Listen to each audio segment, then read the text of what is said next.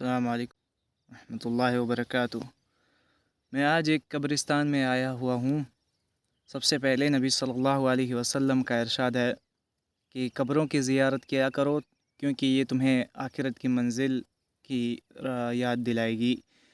تو انسان اس دنیا میں آتا ہے مرنے کے لیے۔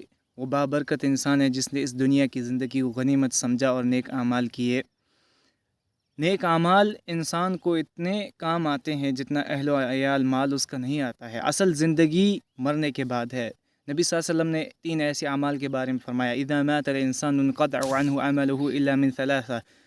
انسان جب مر جاتا ہے اس کا عمل کا سلسلہ بند ہو جاتا ہے سوائے 3 اعمال: الا من صدقۃ جاریہ، صدقہ جاریہ، او علم ينتفع به، جو یا پھر علم جو سکھا کر گیا ہو، او ولد صالح يدعو له، یا نیک اولاد چھوڑ کے گیا ہو جو اس کے لیے دعا کرتی رہے۔